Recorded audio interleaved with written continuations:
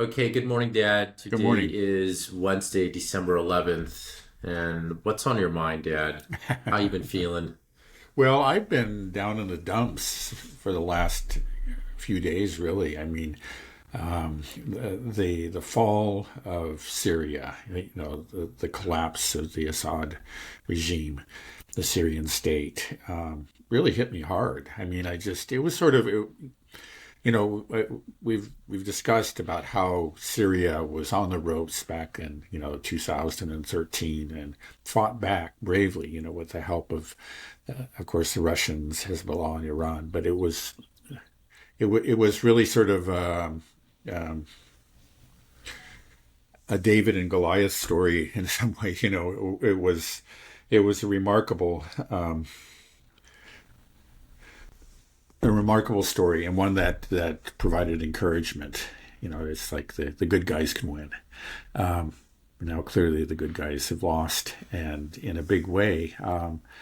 It's I'm not quite so depressed about it now, so we could talk about it. I was really feeling down about it earlier. Yeah, I think one of the things, at least for me, and I think for a lot of people, because Syria is so complicated, and I Hmm. don't know this region particularly well, just, from talks with you, is deciding who is the good guy and the bad guy, especially with this whole media blitz right now, whitewashing HTS. There's a lot of coverage coming out talking about how horrible Assad was. Obviously, this is something that the U.S. has been trying to do for a while. Right. Where there's that famous, who's that general where they said we're going to get rid of 7 countries in 5 years. Uh-huh. And clearly, Syria was on that list. So this has Right. been a goal of the U.S. State Department for a while. Right. And I'm seeing stories about the torture chambers and prisons in Syria and all this stuff. So how do we know who's the good guy and who's the bad guy? Can you maybe Yeah. just Right. clear that up for me? Yeah. Well, I mean, everything is relative. No, the Syrian government was not the Swiss government, or it wasn't.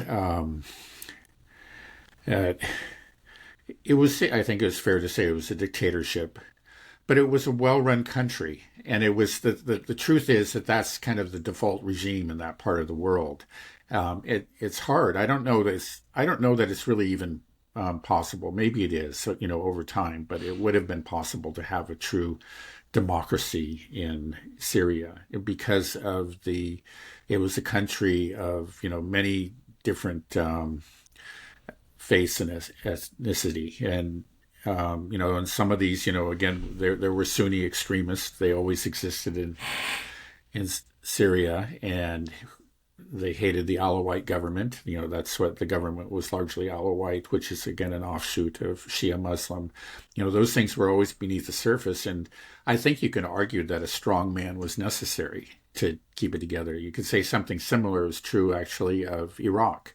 Yeah, no question Saddam Hussein was a dictator and all that, but actually Iraq was a fairly prosperous country. It wasn't even a third world country. I think it was fair to call it. We used to use those terms a lot more now than we do now, but a second world country. It was a developing country. It was peaceful. It had a good educational system, and the religious minorities were protected, as they were rather, under Assad. Both of them actually interesting have a Ba'athist, both Syria and Iraq. They were considered Ba'athist regimes. It was a political party or movement within the Middle East. It was secular and nationalist. What is a Ba'athist regime? Yeah, well, that's what it was. The Ba'athist movement was a secular nationalist Arab movement, and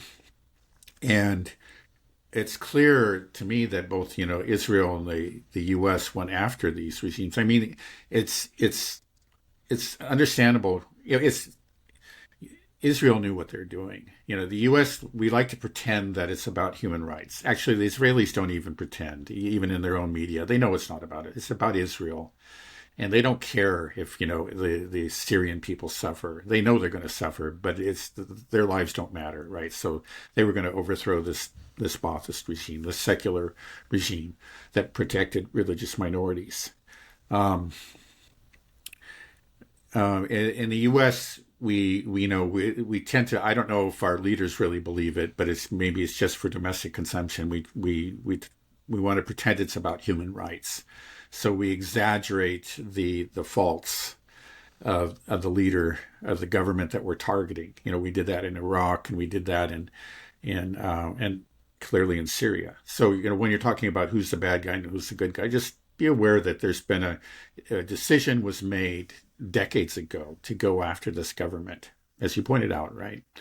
And part of that, is there's always the same playbook, because you demonize the opponent. You greatly exaggerate his sins. You just make up stuff out of whole cloth. I would, just say if I had to live in the Middle East, Syria is a country that I would have been happy to live in. Again, it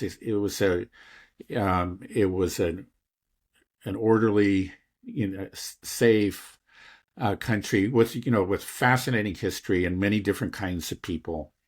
We had the Alawites and the Druze, and we had Sunnis and many Christians who were probably going to flee. There used to be a large Christian community in Iraq too. They're just about all gone.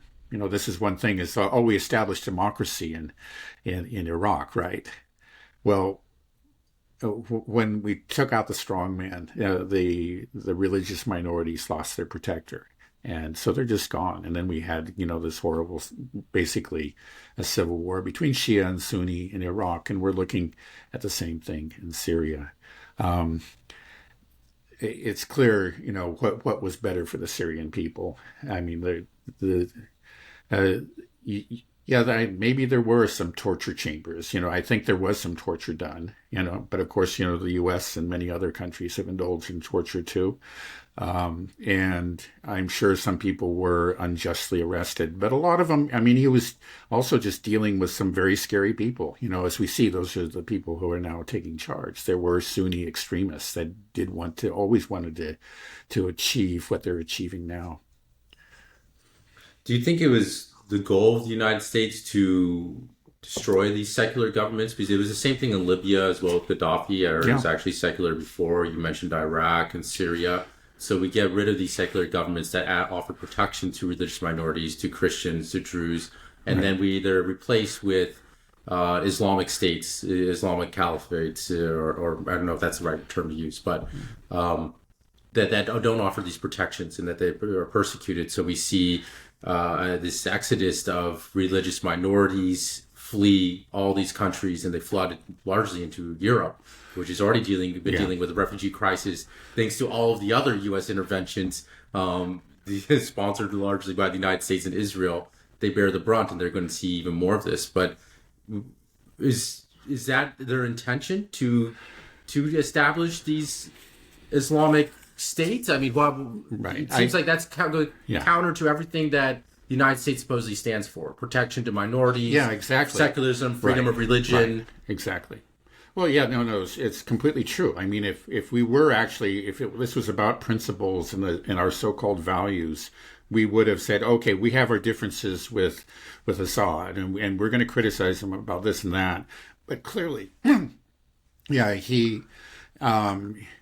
he is doing a better job of embodying these principles. He is providing, a safe place for religious minorities. That's important, and let's remember that and think about the alternatives. But they didn't. But in the end, I think in every case, it was the U.S. subordinated its really both its own interests and its values to Israel.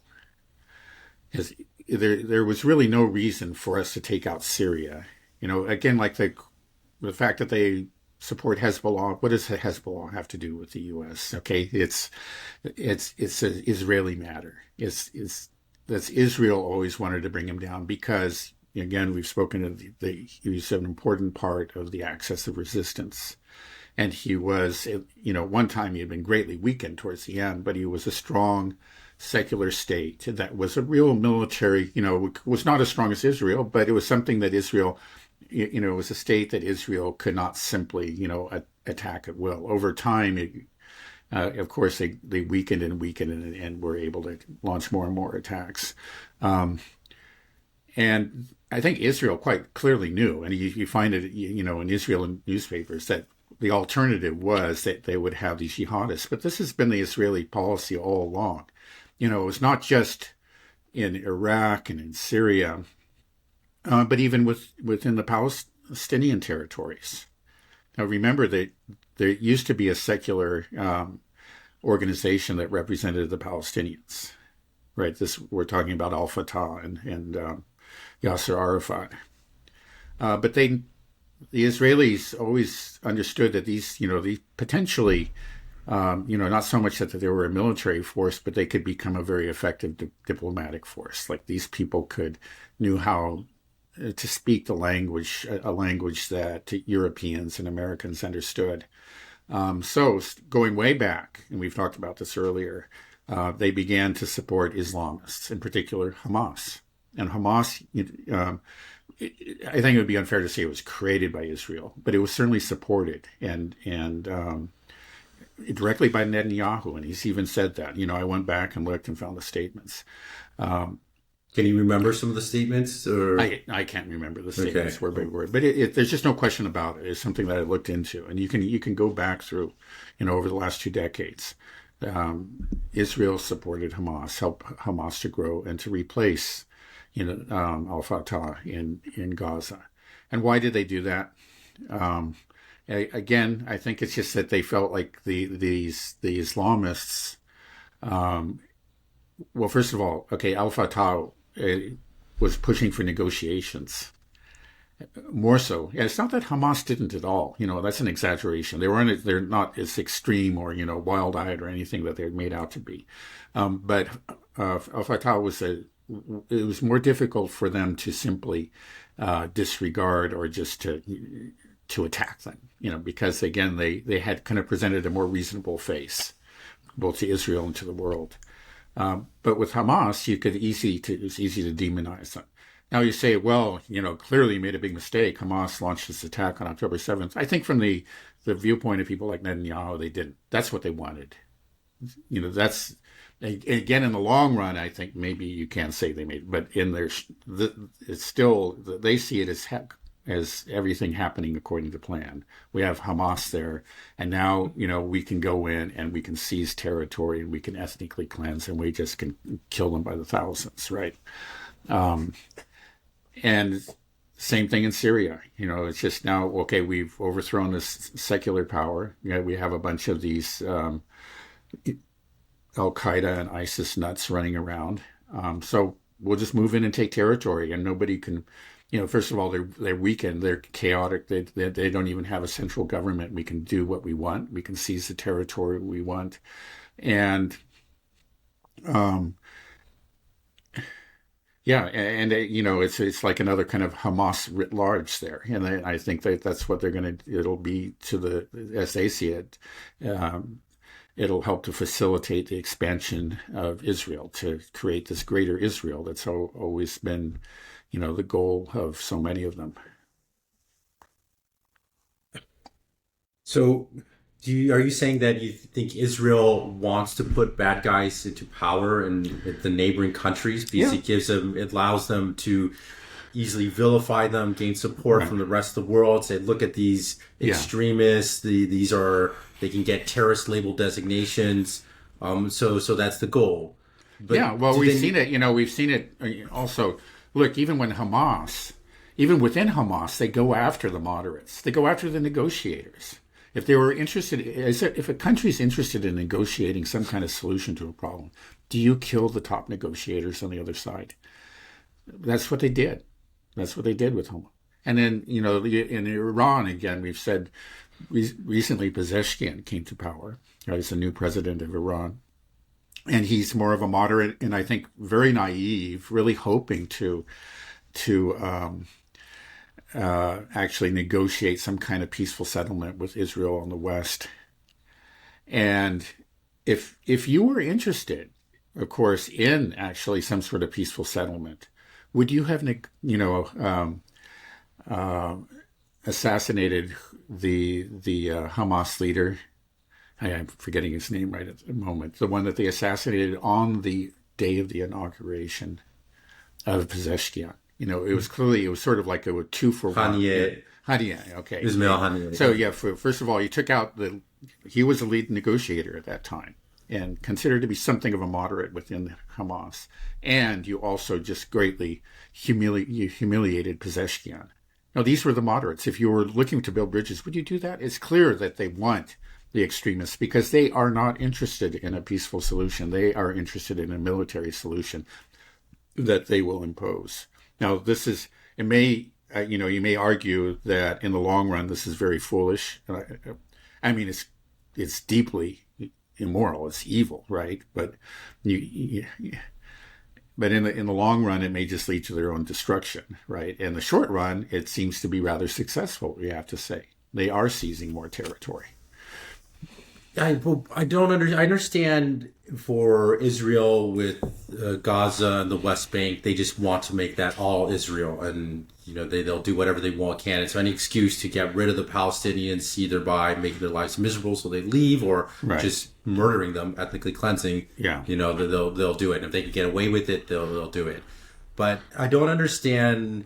Why don't they try to have Israeli-friendly regimes and these other ones? It seems like because the thing is, they can't, because if you want their land, they're not going to be Israeli-friendly regimes, right? Right, but I'm talking about some of these other countries, like Iran, for example. Like that's obviously not ever part of Greater Israel. Right. Why don't they try to be friendly with Iran? Say like, hey, maybe we can have some type of dialogue, something like this. Yeah. Iran is clearly a big power, and it's far away, and it shows that they could really damage Israel. And now everything that's happening, they might get nuclear weapons very soon.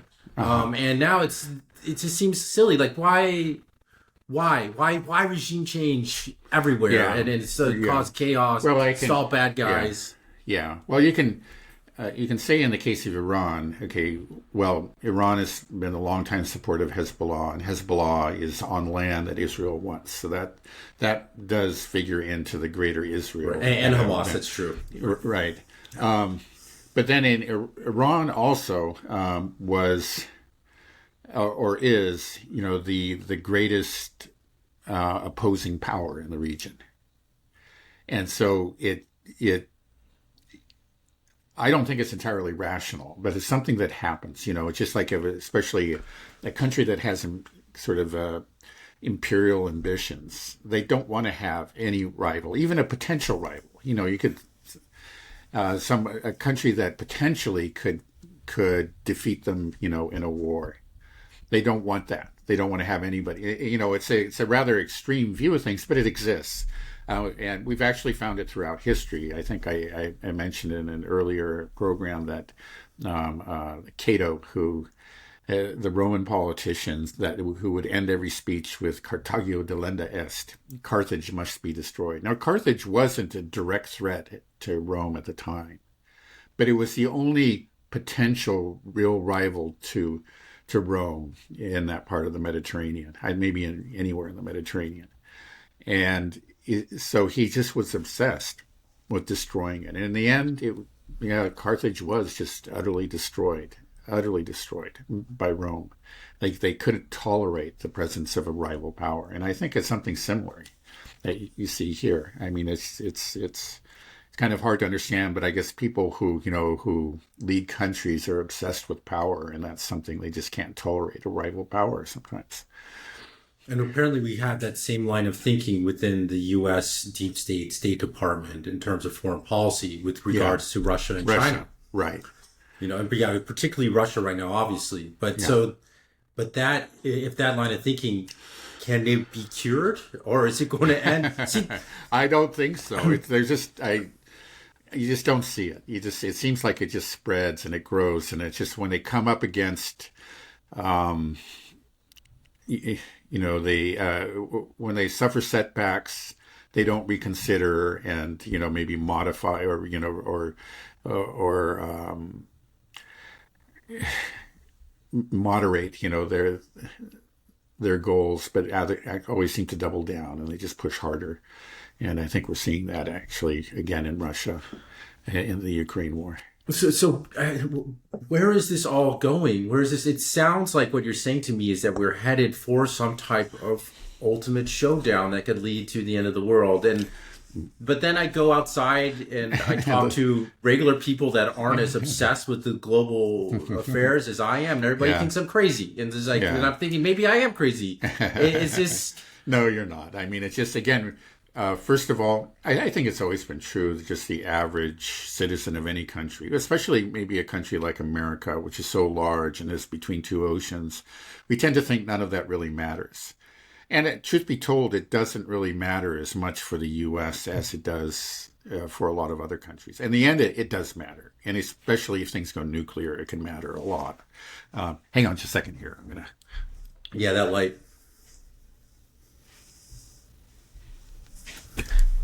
Okay. I was going to say I finally something. got a curtain. Okay, good. I want to demonstrate it for Wow. everybody.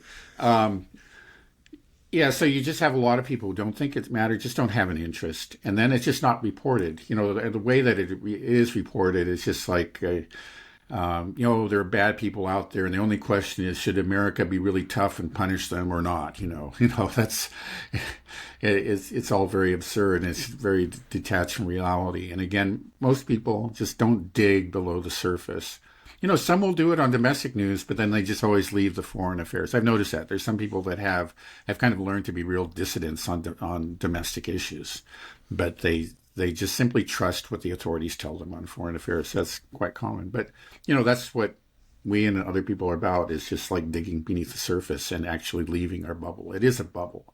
You know, most of the world sees it very differently. So it's not like we're some weird fringe people. In a way, you could argue that the U.S. and Western Europe, that's the fringe. You know, that's the fringe thinking, and you're in that fringe bubble.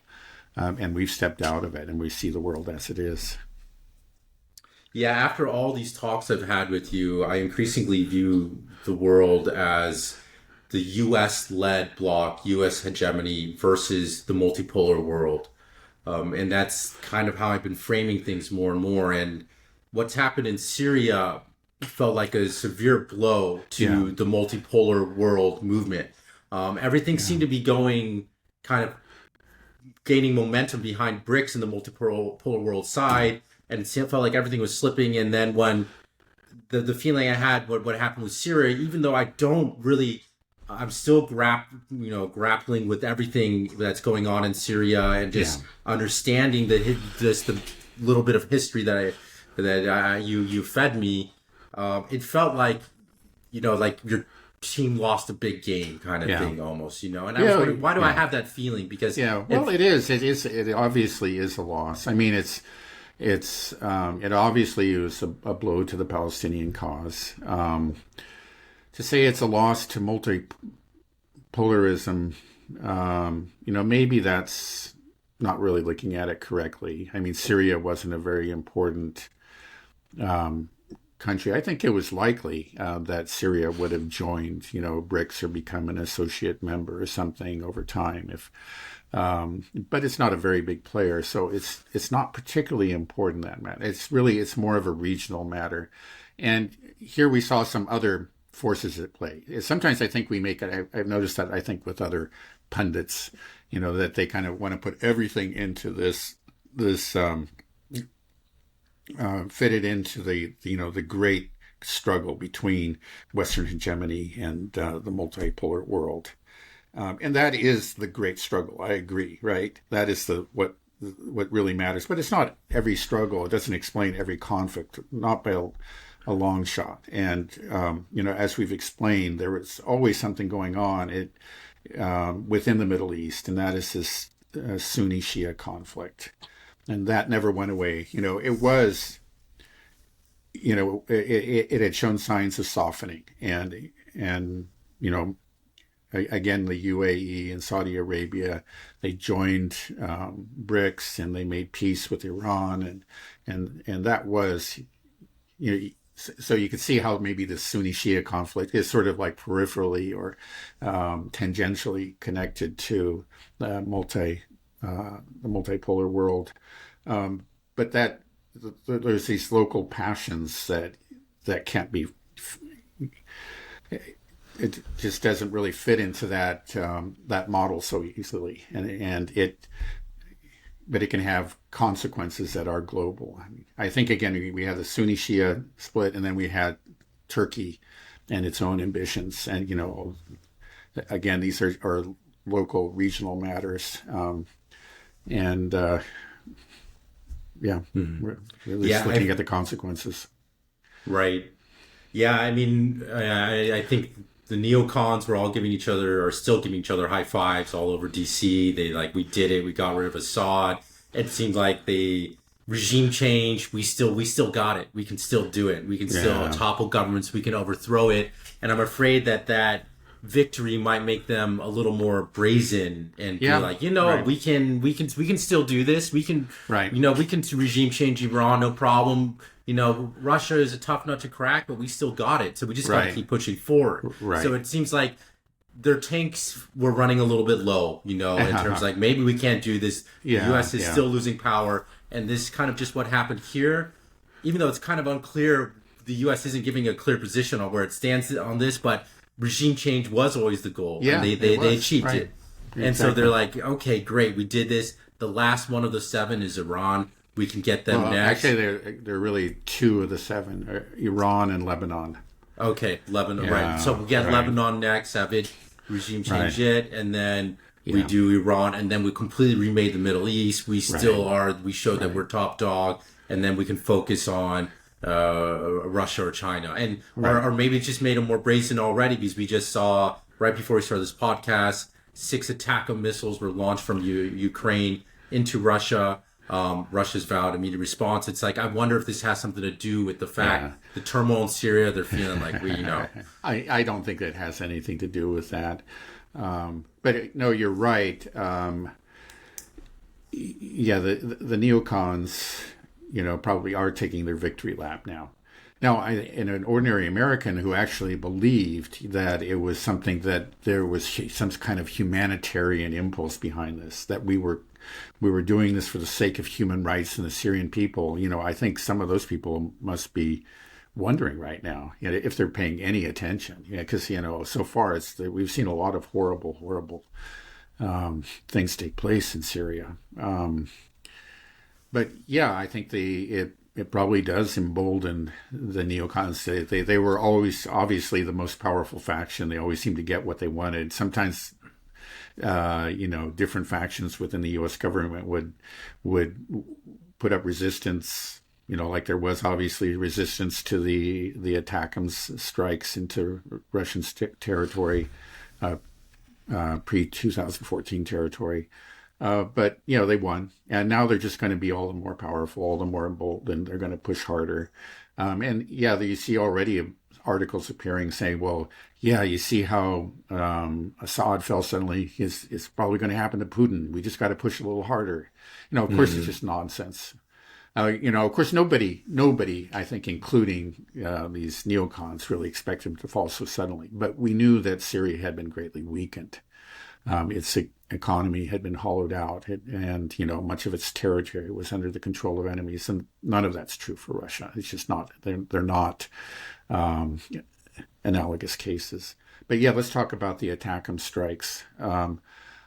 When we were discussing the last Russian retaliation, of course there was first the Oreshnik strike, but then there was the destruction of the launchers, the HIMARS launchers that are used for launching ATACMS missiles in the Sumy region. I believe there were 5 launchers that were destroyed. And then a number of Western personnel, including quite a few Americans, were killed on a strike that same night. We said, and then we noticed, I think it was, for a good week or more after, that nothing had happened. So we speculated, along with a lot of other people, what's going on here. Maybe finally, the Americans, NATO got the message and has decided to pull back and rethink this. But I also offered an alternative explanation, and that is that when those launchers were destroyed, actually their means for launching another attack in that area had been greatly degraded. And it was Because again, you can only launch one ATACMS missile with one of these launchers. So you would need to launch 6. You would need 6, and 5 were destroyed, right? So, and I think what happened suggests that the latter explanation was true, because this strike was launched from the Zaporozhye region. It hit, what was it, Tarangog. It was... right, Taganrog. Taganrog, you're right. Yeah, it's between Mariupol and Rostov-on-Don. Yeah, so, closer to Rostov-on-Don, right. It's just it's a very northeastern corner of the Sea of Azov. So it's nowhere close to Kursk. Right. You could say with the Bryansky strike, which was the first one, well, that was very close to Kursk. So this is a clear escalation. They said, we're very limited. We're just doing this to protect the Ukrainian forces in Kursk. Now, you can't make the argument for this. They went after a military airfield. Apparently, 2 of the missiles were shot down by Russian air defense, and the remaining 4 were diverted from their flight, their program flight paths by electronic warfare. I think 1 or 2 did some damage, but nothing that's superficial damage to the military installations there. I think just actually a number of parked cars may have been destroyed, and then 1 building slightly damaged. But yeah, it was a clear escalation, and it shows that, they haven't given up. They're going to keep on escalating, and Russia will keep on responding. So we're still on this, the escalation ladder. Right. Russia promised a response. I expect that these responses will be a bit more swift. We won't see the same type of thing with Iran. Do you believe the same thing? Right. Yeah. Obviously, Iran is taking its time. I would be very surprised if they didn't, because they made it quite clear that they were, and their reputation's on the line. Now, remember, the last one took 2 months. We're not at 2 months yet, and who knows? It may be part of a deliberate effort to kind of slow down the tempo of these strikes and counterstrikes, that Iran. But I think, we can see a fairly rapid response by Russia. That so far has been true. The Oreshnik strike came, I think, just a few days after, the first missile attacks. Do you believe that we'll see another Oreshnik being used? It's possible. It's certainly possible. That actually, in fact, that's what Putin said, that that they would. We can't be sure that it'll be in this particular case, but he's promised to do that. It sounds like, he again mentioned decision-making centers as a possible target of a Oreshnik strike. Would that be in Kiev? Probably would. That's where most of the decision-making centers are. Right. I was thinking that would send a much kind of clearer message. If it's in Kiev, then everybody sees it. Right. And it just sort of just reminds everybody there, like, hey, we can hit you with impunity. Yeah. There's nothing you can do. Right. They've been, in general, there have been strikes on Kiev, obviously, but they've been rather limited. And so far they have kept away from the main, decision-making centers. Yeah, like what I said earlier, I just feel like everything's coming down towards this ultimate showdown. Everything that's where everything's moving. Is that what you're feeling too? That this is? Yeah, I'll just repeat what I said earlier. I think we're on this escalation ladder. It's clear that the U.S. is. We had some doubts after the most recent hiatus, after those launchers were destroyed. But it's clear they still have this escalatory intent. And the Russians have made it clear that they're not going to back down, and they've showed that they're not going to back down. So we're going to go up this. And I think the fact is that even as Obama himself said, when he was president, he said that, and explaining why he wasn't sending arms into Ukraine. He said that it's because the Russians have escalation dominance there, and they do. So they can meet each one of these threats and overcome them, and neutralize them, and that's what we're seeing so far. I mean, not only they do retaliate and do some real serious damage when they retaliate, right? But but these strikes themselves have done minimal damage because the Russians are able to, have this very advanced air defense system and, electronic warfare systems. So the Russians are going to win this battle, there's just no question. It's really stupid. I don't know what.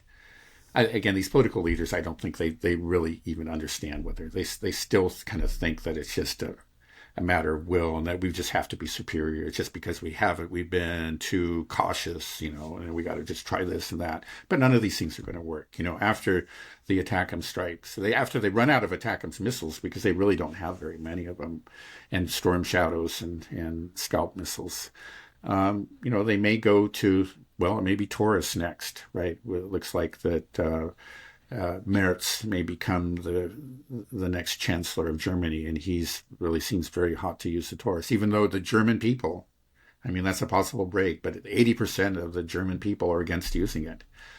But he wants to, and he may have his way.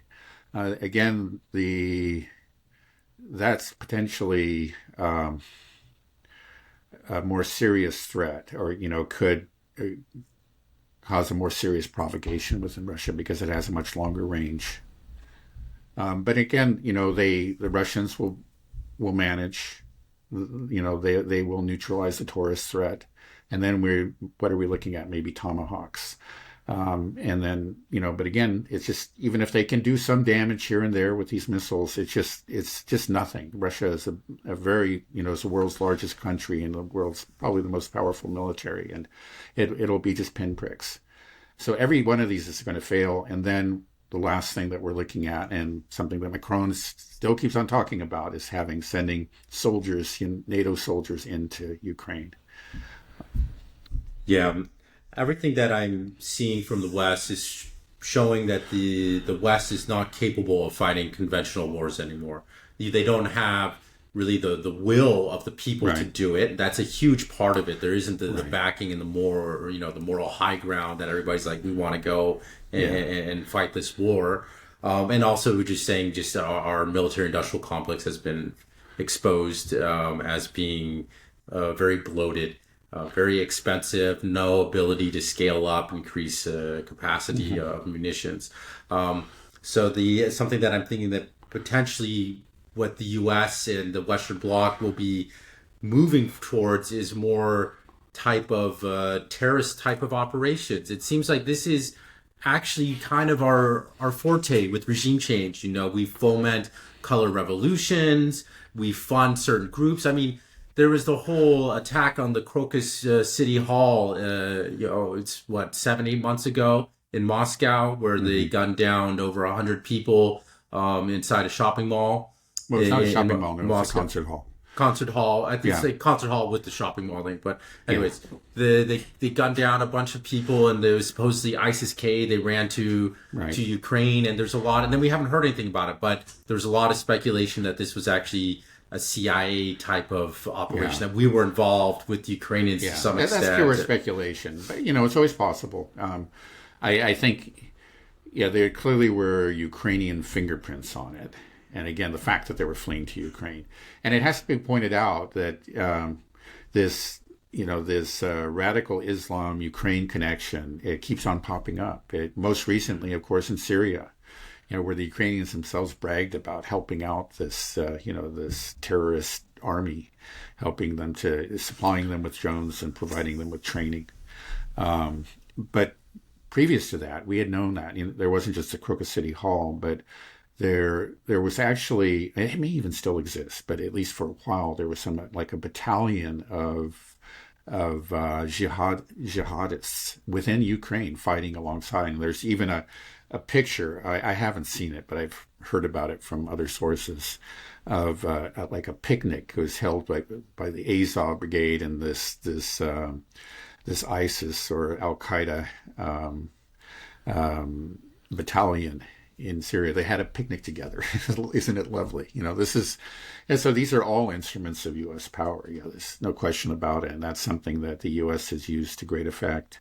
And then, it seems like every week or so, I read a story in like on RT about Russian police or the Russian FSB breaking up some sort of terrorist ring, within Russia, or foiling some planned attack.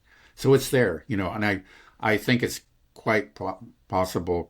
I think it's likely that the CIA is helping these people. It's not that they're creating, there is a local problem in places like the Southern Caucasus, and in places like Dagestan.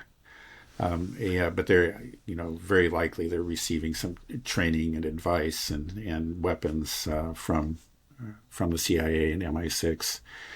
And that probably only increases their attempts to confront Russia conventionally fail. But Right. again, Russia is not Syria. It's just Syria was a poor country.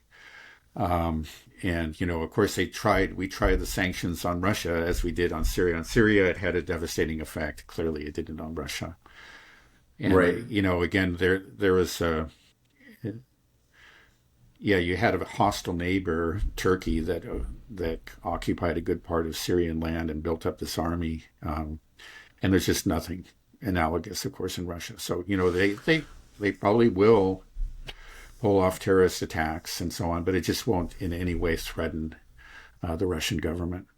Right. I don't think I'm not worried of a Russian collapse, but I'm thinking that the CIA could be using these terrorist organizations in Central Asian countries that border Russia just to cause little fires and disruptions. Because like what we're seeing, for example, in Georgia right now, with this color revolution, just anything on the border of Russia to give them problems, to make Russia the bad guy, support some type of anti-Russian movement in any country that borders Russia.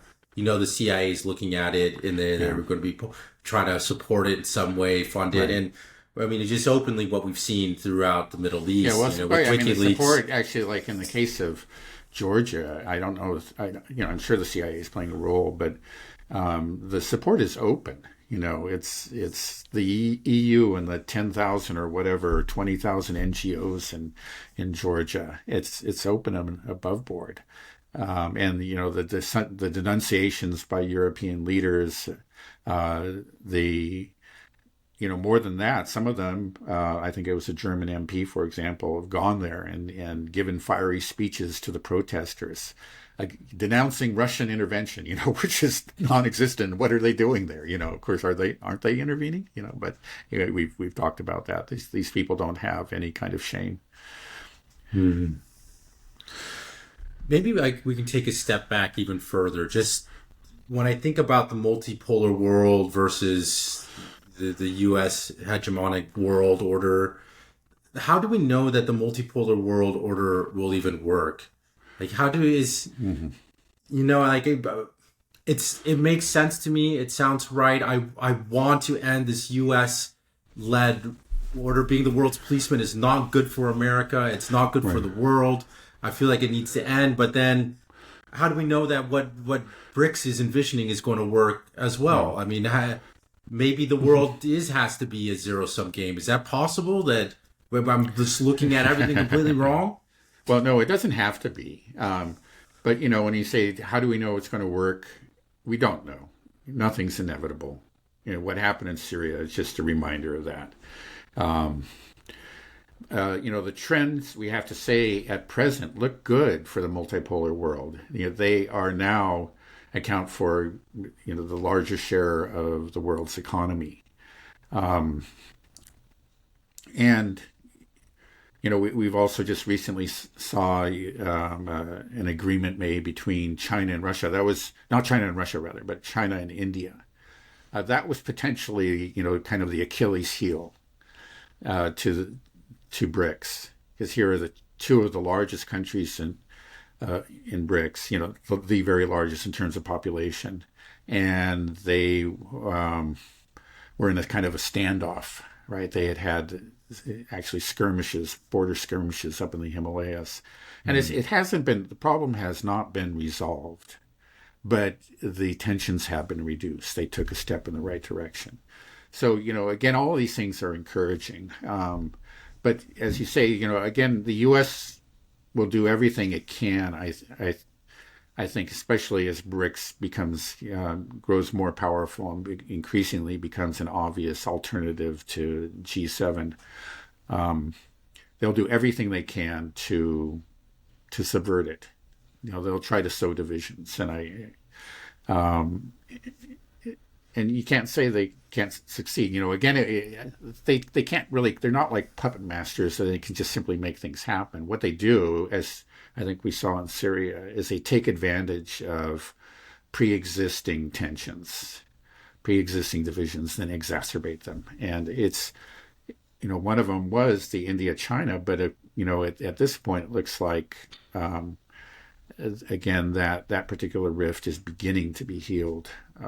But we'll see. They won't give up. They'll look wherever they can find them, and then wherever they can find some sort of potential for conflict within BRICS, they'll do their best to fuel that conflict. Well, that's not good. Yeah, I think there's still reason to be optimistic. Because BRICS is. Well, it is a vision that much of the world finds very appealing. And again, the U.S. is often its own worst enemy. The more that the U.S. sanctions and bullies, as it has been, I think the more that you're going to find other countries shifting their allegiance to BRICS.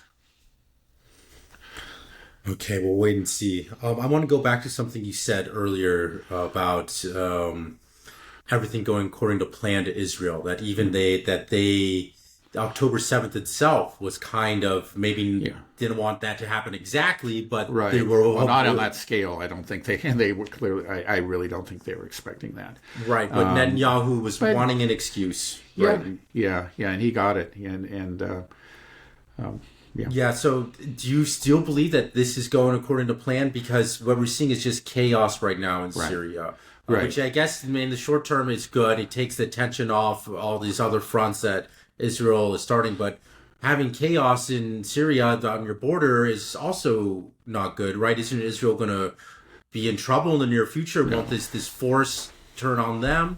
There's also something you said on the last podcast that you said that H2ATS and Israel had some type of relationship, that HTS liked Israel. But then I'm also hearing things that HTS is saying that we're going to march on to Jerusalem and they are anti-Israel. So, what's going on there? Yeah. Well, clearly, actually, the Al-Julani, the leader of HTS, has repeatedly said that he sees Israel as a friend. And, really? Yeah. And again, remember, I told you about that incident where some of his men held up a sign in Hebrew thanking Netanyahu for killing Nasrallah.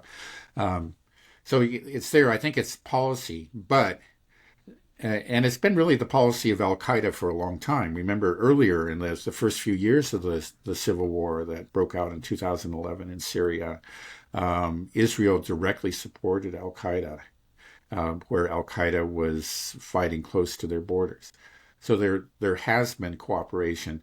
Now, I think Israel understands that these people in the long run are not their friends. In the short run, they've made an alliance with Israel. Their leadership has. For these people, again, the priority, the first enemy, the one that they want to destroy above all, is the Shia. So you're seeing that, these all kinds of awful news reports coming out from Syria of massacres in Alawite villages. Recently, I saw something about a bus driver that was killed because he had a photograph of Nasrallah in his bus. So that's, these are the people they're going after. And like I've said, I think they simply want to purify Syria and all the territories they control of this, what they regard as a heretical sect. So, yeah, they want the Christians to go too. So they can get rid of the Christians, can get rid of the Shias, and then I think the enemy will be Israel, and Israel understands that. So they know that they're not, in the short run, they can work with them, and they have been working with them. In the long run, they're potentially an enemy. So what Israel does not want to happen is for a strong Sunni extremist state to be established in Syria. What they want to happen is for chaos to reign. And I don't think that they're afraid of that. I think, I've heard some others argue that that's going to be a disaster for Israel. I don't think it is, because, a chaotic Syria is not a threat to Israel. It's something, it provides them with all kinds of excuses to take territory, and it doesn't present any kind of military threat to Israel. They're various bands fighting each other. They're just all for it. Yeah, let them kill each other. That's what they want. I think that's always been Israeli policy. They don't want to have these unified states. So of course they didn't. That's why they went after Iraq, and that's why they went after Syria, and they really they got what they wanted in those places. Do you think Iran is going to get heavily involved now in Syria if Shias are being massacred, and that they'll just say it's gone? And also Hezbollah, we just leave them out to dry? I don't think they can, really. They just don't have the power to do it on their own. The Russians are clearly leaving, and I think the Iranians are too. They're obviously, this is not what either of them desired. It is a disaster, but they just have to accept the reality. So it's just going to descend into chaos, sort of a state of nature type of situation. There's always a chance that al-Julani or somebody else will rise up and impose some kind of order. It's not impossible, but if current trends hold, that's what we're seeing. It seems to be very chaotic right now in Syria, and it's probably only going to get worse. Right. No, it doesn't sound good. There's a lot of confusion in the beginning. The Western media is showing pictures and videos of people celebrating and waving flags. We're free of the Assad regime. Yeah. And then I go on Twitter just this morning and I saw just public executions, massacres, horrible things happening. So right. It sounds... Well, the West is just stupid. I mean, again, Israel knows what it's doing. I think Israel's not surprised by any of this, and they're actually happy with it. I mean, they've made this cruel calculation. They made it a long time ago. And there are, I think, like the neocons within the U.S. government, they understand too. But they also understand that they got to pretend that this is about human rights. It's just those people that bought that argument. Their stupidity knows no end. It's just every one of these regime change operations has ended in disaster. Right. And it just seems like, well, this time it'll work. Of course it won't. It just never does. And I just don't see how we can fall for that. But, you get these media talking about, this is finally good, for human rights in Syria. Yeah, really? And none of this should have been a surprise. You knew who these people were. This is actually, HTS is designated by our government as as a terrorist organization. They won.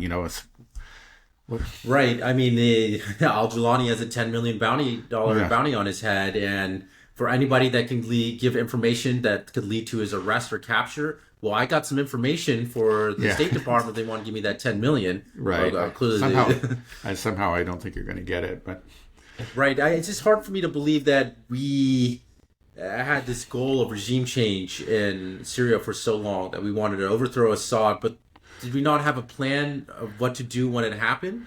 It was the same thing in Libya. We got rid of Gaddafi and then just chaos. And then this plan, like this list of targets, it basically, came from, I believe it was Wolfowitz, who was a high-ranking member of the State Department under the George W. Bush administration. But I believe, he was the one, if not, somebody closely associated with him, wrote a paper back in the 1990s, kind of spelling out what it was the Israeli strategy, but it was the U.S. should adopt this Israeli strategy. and to remake the Middle East. Instead of trying to live with these regimes, let's just overthrow them. And well, it's more than the Middle East. It's extended to North Africa and even into Africa, to sub-Saharan Africa. But the main targets, of course, were Iran, Iraq, Syria, Lebanon. Mm-hmm. And yeah, there are just two left on the list, and that's Iran. But it was just to overthrow them, and the goal was chaos. There wasn't. Yeah. Did the State Department have a goal of like, should we install some other type of government? Well, I think that's stated, but they always understood, and they've seen what's happened. Say have of course, the stated goal, and I think it may have been stated in that paper too, is to install regimes that are favorable. But obviously, they don't have the ability to do that. You could say maybe they got that partially in Iraq, but not really. I mean, the Iraqis are asking the Americans to leave, and they're not. Just like. Yes, it surprises me that there's statements saying that we're going to go stabilize the region now, but it doesn't seem like there's any plan. And is it the plan now to support al-Jawlani and hope that he's moderate and just tell him, hey, don't massacre all the Christians and Shias and Alawites there? Yeah. Is that the plan? Yeah. There'll be a certain amount of hand wringing and whitewashing. We're seeing it already. But just think about what's happened in Ukraine. It's just like these, again, for the 8 years leading up to the SMO, the Ukrainians were clearly shelling civilians in Donetsk. And, every week there would be a casualty, another child killed, an elderly couple killed. And the news, it just never made it into the mainstream. It just, as far as they're concerned, it didn't exist. And of course, it's continued with the war. To this day, the Ukrainians are shelling these civilians. They're just obviously targeting them. And not just shelling, but also, with drones. FPV drones, what you're hitting. They're looking there, they see a civilian car, they just go and they kill them. There's a family in there. But it's just simply the news is suppressed. And that's, I think, what we'll see in Syria. It doesn't fit the narrative. They've already decided what the narrative was. And so, they'll get away with a lot. And maybe it gets to some point where it can't be hidden entirely, but then it'll be spun and it'll somehow be Assad's fault, right? That's how it'll be explained. The narrative can withstand, is impervious to reality. Let's just put it that way. Okay. Well, what about Turkey and Erdogan? I mean, this is what Turkey wanted, right? Erdogan, he was largely behind this. Have we heard much from Erdogan? Is he happy with the outcome? Is he getting what he wanted? I think in Turkey's case, it's probably what he wanted, but maybe what he wanted is not going to be so good for Erdogan in Turkey. I think that he may have miscalculated. I think the Israelis know what they're doing, and they are getting what they want, and they're happy with it. But he may start, first of all, this is more than he wanted. I think that this attack was just supposed to put pressure on Assad. But he did, he did have this desire to overthrow the Assad regime. He attempted it in the past. I think then he kind of decided, well, I can't, but at least I can pressure him. And then he got his original desire. It was fulfilled, right? And he did build up these terrorist armies. He armed Al-Qaeda and these Al-Qaeda types. But I don't think he can control them. I mean, he could control them when he had them close to his border, or even within Turkey. I think a lot of them were trained within Turkey. But now that they're there, they're beyond his control. And it could create some real headaches for him. I mean, this country full of jihadists is, that already has all sorts of ties to people within Turkey. It's going to be very hard for preventing, these jihadists from returning into Turkey and maybe starting something there. Now, I think he has sympathies with the jihadists, but he wants to use them, as instruments. He if they become a threat to his control in Turkey, that clearly is not part of the plan. But that's maybe what he's going to be faced with. What a mess, Dad. Yeah. Yeah. Do you know what the population of Syria is? It's not very much, I don't know. That's a good thing to look up. It's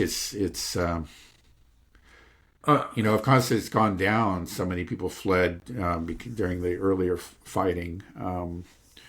I would guess that it's, not a whole lot more than Israel, but let's see, some 10, 20 million.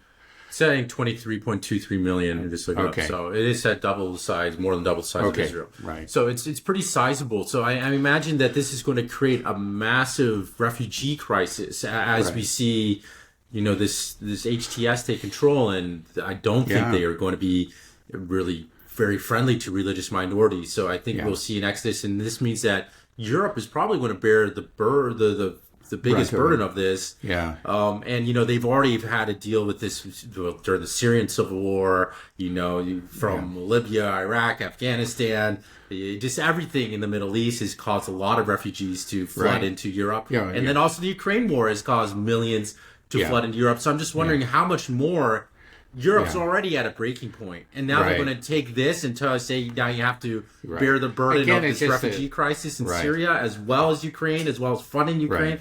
The stupidity is just breathtaking because it was all eminently foreseeable. It really was, and in fact, I think there was when the attack was first launched. I can't remember, but there was.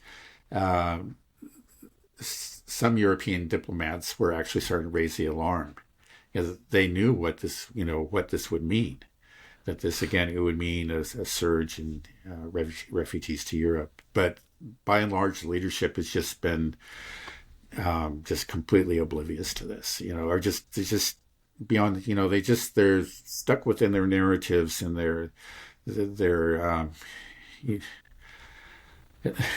there's this cartoon world that they inhabit in which the devils are Assad and Putin and they just can't, and they're obsessed with defeating these people, and they can't see the reality, and the reality for them is going to be a huge surge in refugees fleeing to Europe. Right. Do you think that's actually kind of what Israel wants? Because this is something that you told me before, that how, when you were growing up in Berkeley, your two best friends were Jewish, and Jewish people in the United States always seemed to be for diversity. And then when you went to Israel, you would notice that it was the complete opposite, actually, in Israel, that they don't have that sentiment. And that there's kind of this intention to maybe kind of destroy the makeup of the West in some way. This is in a way, because we have this massive influx of all these people from the Middle East going into Europe. And really, the DNA of Europe has changed forever because of this, because of all these crises in the Middle East. And so, I would say I have nothing against these people in the Middle East in any way, shape, or form.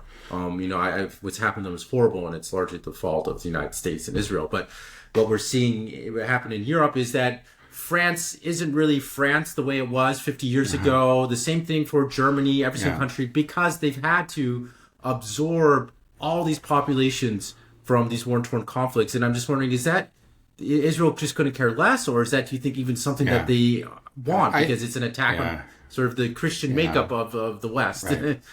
I think it's the former. I think they just couldn't care less. It's not their problem. They don't take in any refugees, right? No, they don't. Right. They took in some Ethiopians, but even there's been problems with that. Apparently a lot of the Israelis are not happy with that because they were Jewish Ethiopian refugees. But no, I just don't think they give a damn. I mean, they don't have any, as far as Israel is concerned. Okay, actually within let's say the Jewish community in places like Europe and the US, there is kind of a divide. You could say it's like between those that are sort of pro-Netanyahu and then the more liberal side. I'm talking about Zionist Jews. Of course, there are now increasingly, especially among the younger generation, people that have rejected Jewish Zionism entirely. But in the older generations, that's not true. They're still largely Zionist. I think even in the younger, it's maybe like half and half. You just see a trend there. But anyway, um, there's this. There is a kind of a conservative liberal split, and the liberals used to be utterly, utterly dominated the Jewish community within these countries, and they were all in favor of diversity and for welcoming people from around the world. And I think it was part of this idea of kind of diluting the white Christian majorities in these countries. But then on the conservative side, I think it's grown stronger over time, and they actually have begun to reject immigration because they do see that a lot of these immigrants are hostile. So I think within places like France and the UK, it's you find both parties there. Netanyahu of course, tends to be allied with the more conservative ones. He's allied with Viktor Orban, of course, who's not Jewish, but is very strongly anti-immigrant, and that's so it's not that I think he really is seeking to undermine immigration policy or, undermine the borders of Europe. Actually, he has no reason to complain about Europe all in all, with the exception of maybe Spain and Ireland. Europe, even if they wring their hands and criticize, at the end, they support Israel. He knows it. They may not support him personally. Some of them have agreed that they would arrest him if he showed up, but they support the Zionist project, and that just no signs of that changing in the near future. So where do you see a lot of these Syrian refugees going? Do you see them going into Europe, into Lebanon? I guess we'll just say, some have already gone into Lebanon, but Lebanon can only absorb so much, and Lebanon is really not a safe haven. I mean, right, again, it might Lebanon, be the next one to fall. Exactly. It probably is going to be, very sadly, but I think that now Lebanon has been greatly weakened by the fall of the Syrian government. I think we'll just, we'll see more or less a repeat of what we saw before. That a lot of them, they'll pass through Turkey, and Turkey